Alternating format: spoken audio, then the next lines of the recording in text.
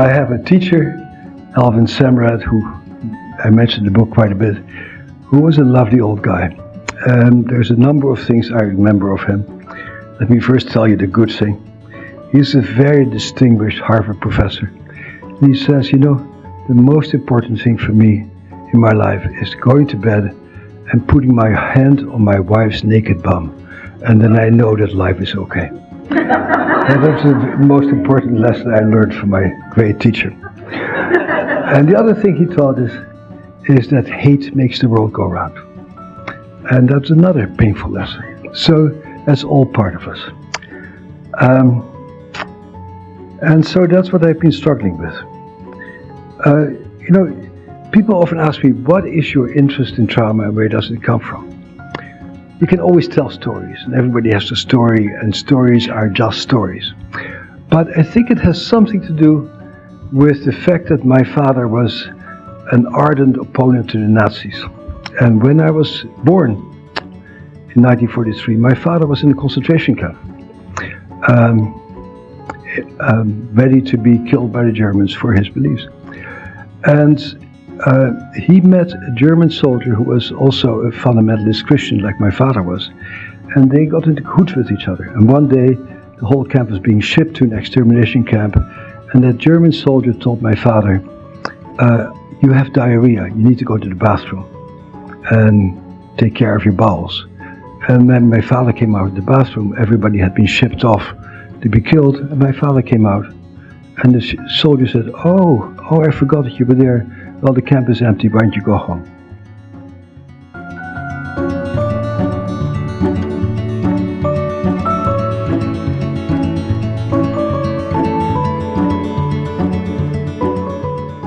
And my father walked home and he found me, and he called me, his nickname for me, Barnabas, which in Hebrew means son of consolation.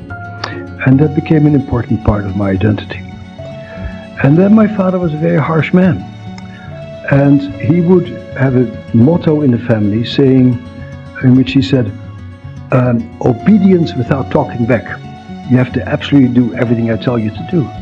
And I was sort of a smart, alecky little kid. I was probably 3 years old. And I said, Dad, you sound like a Nazi when you say that. And they almost killed you, and now you behave like a Nazi yourself. How many of you can relate to a childhood where the rules felt unshakable, where questioning authority wasn't just discouraged, but outright forbidden?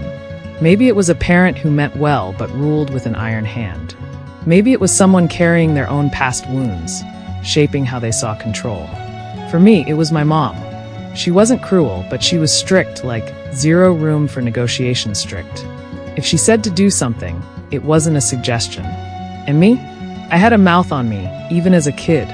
I'd push back, argue, throw my little whys around. And every time, she'd shut it down with, because I said so. It wasn't until years later that I understood her past, how she grew up in survival mode, needing to stay in line to avoid real consequences. That realization hit hard, because I saw the same pattern in myself. That's why this story lands so deeply. A father who survived unimaginable horrors, someone who defied Nazis to stay alive, naming his son Barnabas, son of consolation, only to turn around and demand strict, unwavering obedience. And then a 3-year-old, brave enough to point out the irony. Dad, you sound like a Nazi yourself. It's such a painful contradiction, right? How does someone who fought so hard for freedom end up enforcing those same rigid, oppressive rules at home? But that's what trauma does. It leaves its mark, shaping how people see the world, how they love, how they parent. And honestly, I think so many of us can feel this. The way love and fear get tangled together. The way survival instincts don't always turn off, even when the danger is long gone. But maybe, just maybe, the very act of questioning it, whether as a smart-alecky 3-year-old or as adults reflecting on our past, is where healing begins. Birkenau was part of Auschwitz. Birkenau, with all the killing was being done, was in Birkenau. They opened the gate, it was still nighttime, and they yelled, "Leave all your belonging where it is, don't pick anything up. Women and children to the right, men to the left." And I'm holding on to my sister Goldie, my little brother Tuli. and we're being just pulled apart, never to see each other again. And I think it's just that very early curiosity about somebody who is willing to die for his beliefs, who then perpetrates the same thing on his own offspring. That made me very curious about all the contradictions in life. And I think it's all the contradictions that have kept me going and keep me fascinated, like this picture and stuff like that. And these were also the contradictions that got me into being interested in traumatic stress. So since this is sort of, I didn't quite know what we're doing here, but I think it had something to do with my book somewhere. I thought I'd just read you a few little passages from my book to give you an introduction. And this is how I got into traumatic stress. Chapter 1. The Tuesday after the 4th of July weekend 1978 was my first day as a staff psychiatrist at the Boston Veterans Administration Clinic.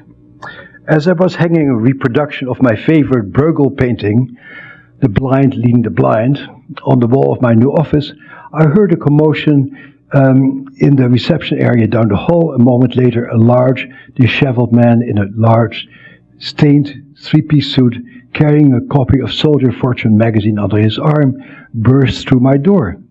He was so agitated and so clearly hungover that I wondered how I could possibly help this hulking man. I asked him to take a seat and tell me what I could do for him. His name was Tom. 10 years earlier, he had been in the Marines, doing his service in Vietnam. He spent the holiday weekend holed up in his downtown Boston law office, drinking and looking at old photographs rather than with his family. He knew from previous years' experience that the noise, the fireworks, the heat and the picnic of his sister's backyard against the backdrop of dense early summer foliage, all of which reminded him of Vietnam, would drive him crazy. When he got upset, he was afraid to be around his family, because he behaved like a monster with his wife and his two young boys. The noise of his kids made him so agitated that he would storm out of the house to keep himself from hurting them. Only drinking himself into oblivion or riding his Harley-Davidson into dangerously high speeds helped him to calm down. Nighttime offered no relief. His sleep was constantly interrupted by nightmares about the ambush in the rice paddy back in Nam, in which all of the members of his platoon were killed or wounded. He also had terrifying flashbacks in which he saw Vietnamese dead children. The nightmares were so horrible that he dreaded falling asleep. He often stayed up for most of the night, drinking. In the morning, his wife would find him passed out on the living room couch, and she and the boys had to tiptoe around him while she made him breakfast and take him to school. And he tells me a long story about how his father had been a soldier for Patton in the Second World War, and somebody showed a picture of Patton today as an example of treatment of traumatic stress. And I said, I don't think so. Slapping soldiers for cowardice was not really the right treatment for post-traumatic stress. But his father was in the Battle of the Bulge in Christmas of 1944, and he was the only survivor of his platoon. And he came back, and all he thought about was his friends who had died in the Battle of the Bulge in 1944. And he never was nice to his kids, because he was always comparing his kids with his dead comrades. And now his son had eagerly enlisted in the army in order to gain his father's love, and the same thing was happening to him, and he was also once again preoccupied with his dead comrades. And he had nightmares. And so what the story is about is that I knew about nightmares because I've always been a part-time scientist, and I worked in a sleep lab, and I had studied electrophysiology of nightmares. And so I heard his nightmares and gave him a drug to make his nightmares go away. He comes back a week later, and I triumphantly, as doctors do, expect him to be profusely grateful for the wonderful drugs I gave him. And I said, so how did the drugs work? How did my drugs work? And he said, I did not take your drugs because I realized that I need to have my nightmares because I need to be a living memorial to my friends who died in Vietnam. And that statement, which I can almost not say without becoming rather overwhelmed with feelings, was the opening of my career. Because I was so astounded that here was a person who, just like his father, got stuck on love. And we rarely think about love as being an antecedent of trauma. But this is something that we see pervasively throughout people's lives. If the people who you love as a little kid, and we're all programmed to love our parents, hurt you, this whole relationship to our parents who we love, who hurt us, becomes extremely complex and becomes very hard to move away. And so, as time went on and we learned more and more about biology, people started to talk more and more about trauma as a fear reaction. And indeed, the fear centers of the brain do get changed and do get activated. But what we tend to leave out is that as human beings, we are a connected species, that we all are interacting with each other, and that love is actually the glue that keeps our lives together, and a life without love has no meaning. And that love is also a very important part of traumatic stress, and gets very messed up in traumatic stress. So you get to love people who do terrible things to you, and you get to hate people who are very nice to you, and you can get sexually excited about things that hurt you, and you get numbed out to things that are pleasurable, and all of these things get very messed up. And many of these dimensions have been left out of our over-simplistic, stupid diagnostic system that we basically built up to firm up our relationship with the drug companies. So, which is true. I know because I did the first study ever on Prozac for PTSD. I did the first study ever on Zoloft for PTSD. I was a very grateful recipient of the municipals of the drug companies. I loved doing drug research because it was early and it offered a lot of promise that drugs could make a significant difference. Drugs were not bad. Drugs can be helpful. I would be the last person to say never use pharmaceutical agents. They have their place. But what happened is that our culture changed. And we forgot about human beings, even as we started to be able to treat them maybe a little bit better with the drugs that we have. And so we lost our perspective in a way. And I think meetings like these ones are meetings that are meant to recreate our perspective. But it's a very complex issue, because the people who are eager to change their perspective tend to be people who are low people on the totem pole. Now, it's a very interesting issue about hierarchy. When I was a kid, I loved puzzles. Not just the ones you put together on a table, but the kind that sat in people's eyes, in the way they said one thing and did another. I was fascinated by contradictions, though I didn't call them that at the time. It felt like a kind of magic to me, how someone could be brave and terrified, loving and cruel all at once. My first real lesson in this came from my father. He was a man of deep convictions, someone who stood for what he believed in, no matter the cost. But at home, he could be impossibly rigid, his rules unshakable, his discipline unyielding. As a kid, it confused me. How could someone fight so hard for freedom in the world, but demand such control at home? Looking back, I realized that tension, the gap between intention and impact, is what shaped my curiosity. It planted the question that's fueled my work. Why do people, even the ones who love us, sometimes hurt us the most? In my world, the people on the highest level of prestige are rat researchers.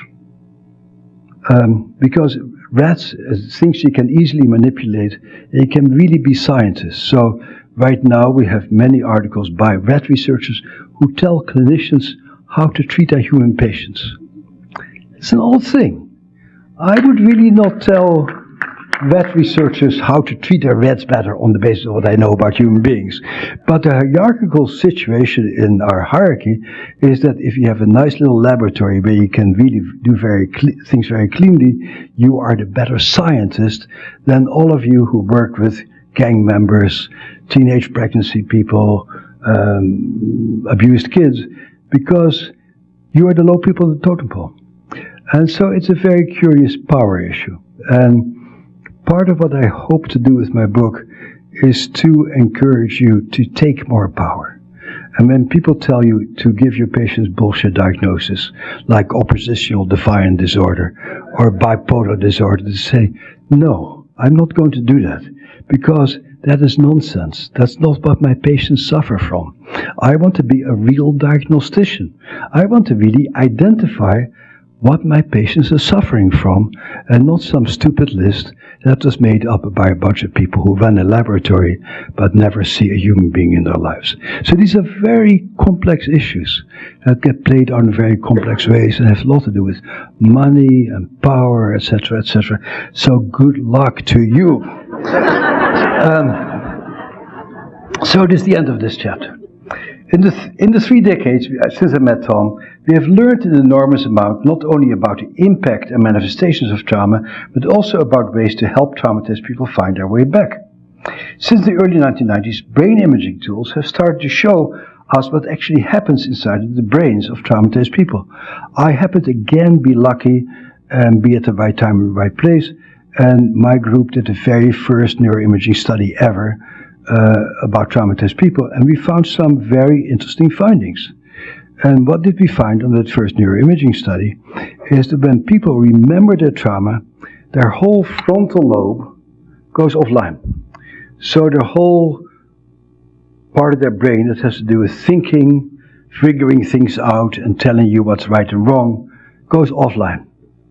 The speech center of the brain goes offline. There's a big hole in the speech center. It's as if people have a stroke in Broca's area. And so people who are traumatized become dumbfounded. They are struck with speechless terror. That happened to show up on the very first neuroimaging study of trauma. That's interesting, because therapists tend to be people who love yakking and love talking. I love to yak also. I'm also a yakker, and I think that telling people your internal truth is terribly important.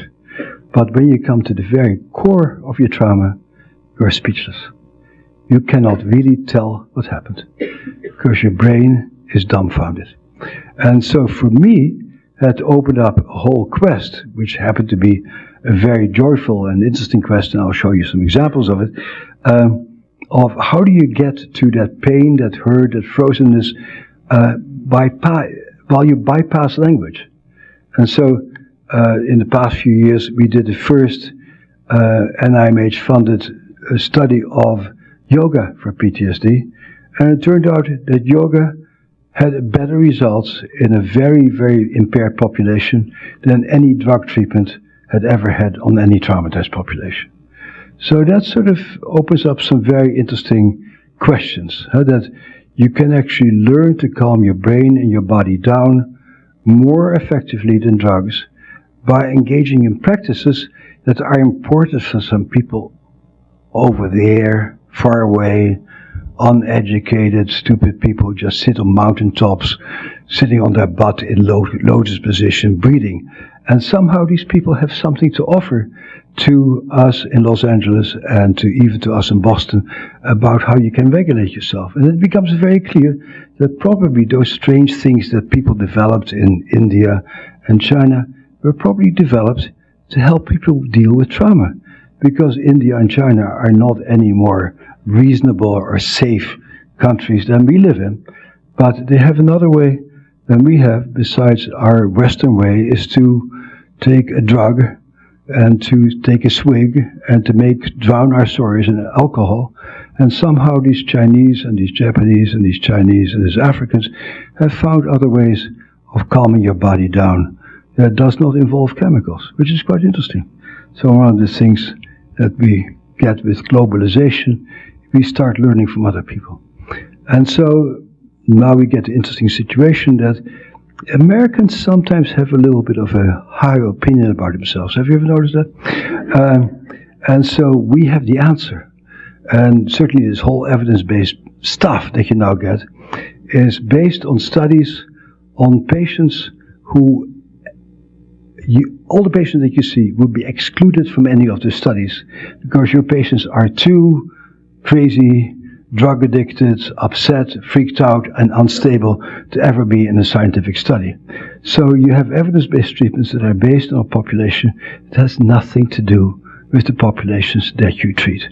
Next time when people tell you, we won't fund you for what you're ever doing, you say, but, sir, read those papers of the evidence-based treatment.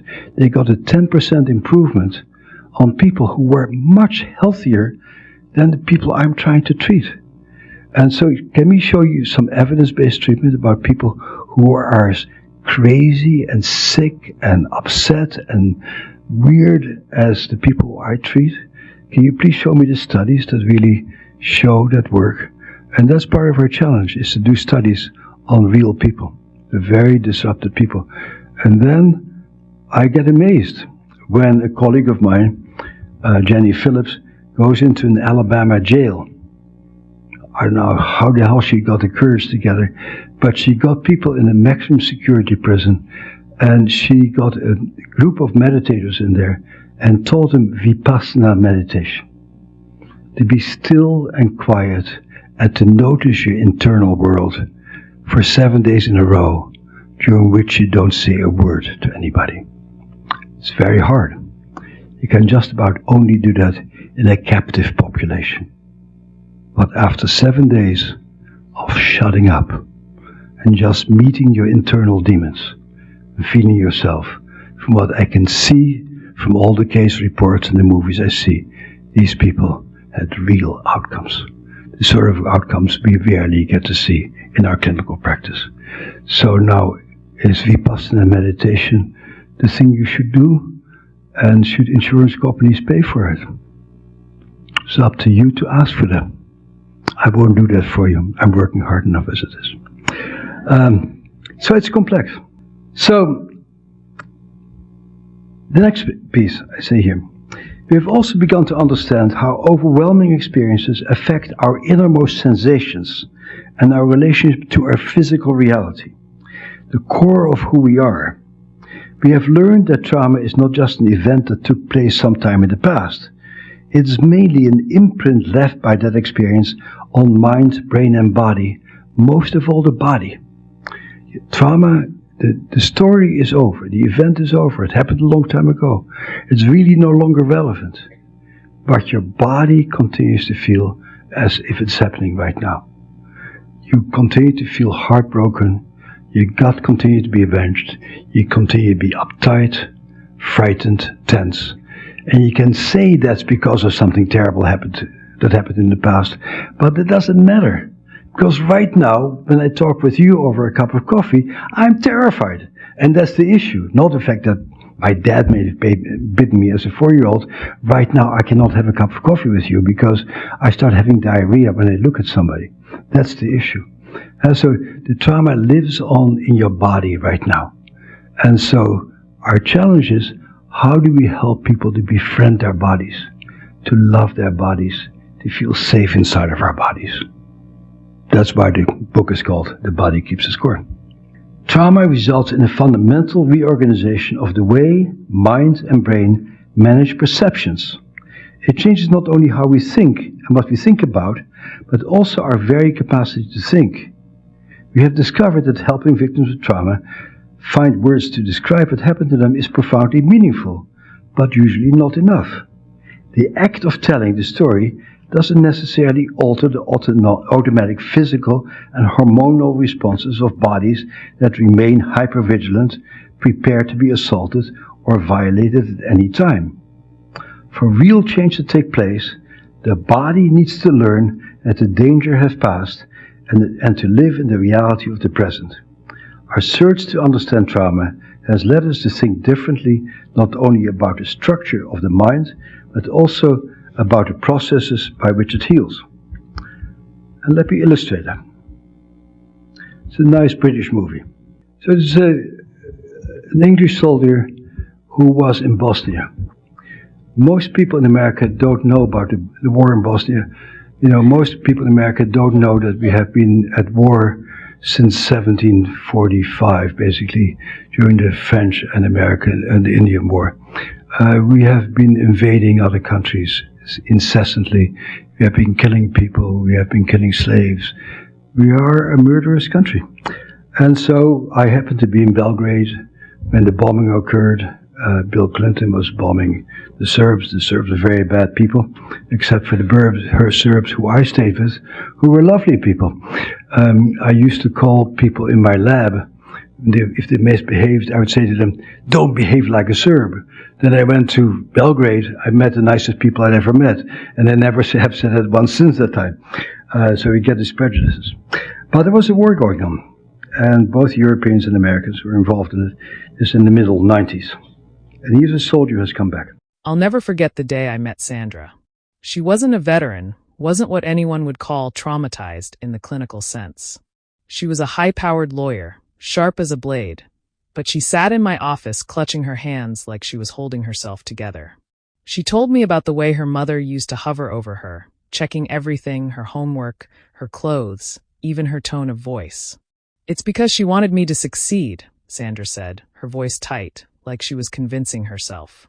But now, every time I hear someone walking up behind me, I flinch. My heart races. I feel like I'm still a kid, waiting for her to tell me I've messed up again. What struck me wasn't just the story, it was the way her body carried it. Her hands trembled, her posture was stiff. The past wasn't just a memory for her, it was alive in her muscles, her breath, her nerves. That's when I began to see trauma differently. It wasn't just about the big, dramatic events we think of. Sometimes it's the quiet, persistent experiences, the ones that shape how you see yourself, how you move through the world, that leave the deepest marks.